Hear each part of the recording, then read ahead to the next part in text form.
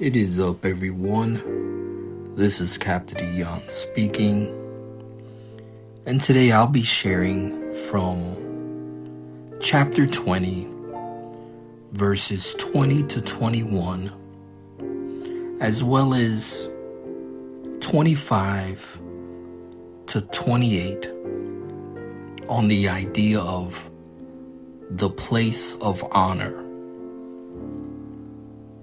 I've long had dreams, aspirations, a desire, if you will, to just longing to be the greatest for God. Now, I don't believe that this is birthed out of a place of ego. Maybe at some point it was. Wanting to be prominent in the kingdom of heaven, to be this spiritual celebrity, if you will, on look all the great things that God has done through my life, sort of thing. I think it goes back to this idea of following people rather than the Christ. For, I really idolized to a unhealthy extent, I believe, those that came before. Paul and David and you name it. Rather than focusing on He who saves me. But in any case, besides the fact that it may have been rooted in the wrong reason, at least a part of me always wanted to be great for God, just out of a heart of appreciation. Simply because He did for me what no one else could and would do. No one else could redeem my soul, and He didn't have to do it. It's like He overlooked the more qualified and reached for me. But I often sit in this process of wanting to be great and really question, what does this actually entail? Truly. Today, God helps me to again realize that I'm not alone.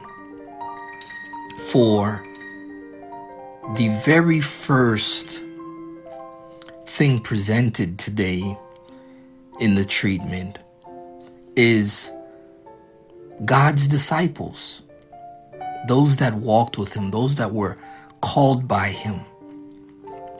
They posed the same question on what does greatness in the kingdom of heaven entail?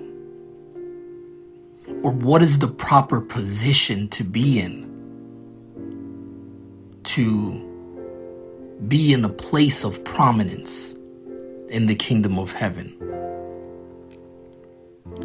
See, not only was it a desire of the disciples to be positioned in a prominent place, but it also spilled over to the mother of two of the disciples, who herself came to the Lord and asked Him to position her sons in places of prominence.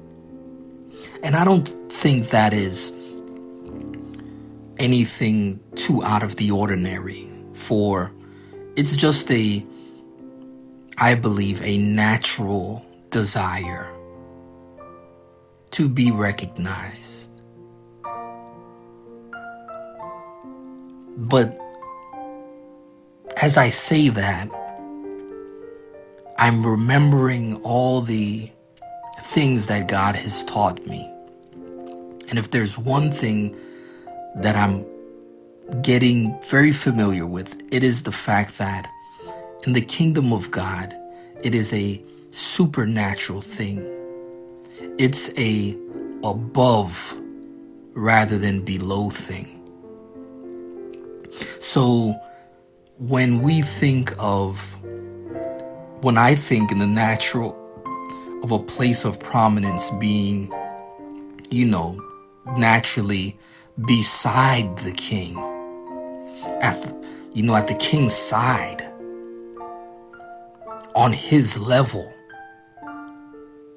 God says, well, in my kingdom, it's a bit different. Because it's not about, well, there is greatness in the kingdom, but it's not the same as in this natural world. Then I go back to the examples of when God really touched people. God's power was really showcased. I think back to people being healed by touching the hem of his garment. The woman that came in and washed his feet, and she said, they'll talk about you for generations to come. He himself washed the feet that he created, etc., etc. People came for healing, and they were positioned at his feet and received what they needed. In fact, the mother who asked about the positioning for her sons came and knelt at the feet of Jesus.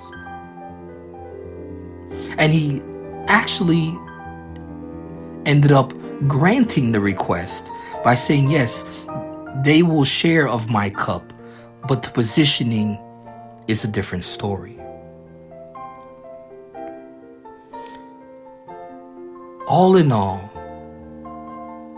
God has given me this desire to want to be great, quote unquote. But greatness doesn't lie in the spiritual exploits, if you will, as I was misunderstanding. But that it's ultimately being positioned in the proper place of service. And what better place to serve than at the feet of the Master? Caption this. What an honor to be placed in the King of Kings' service.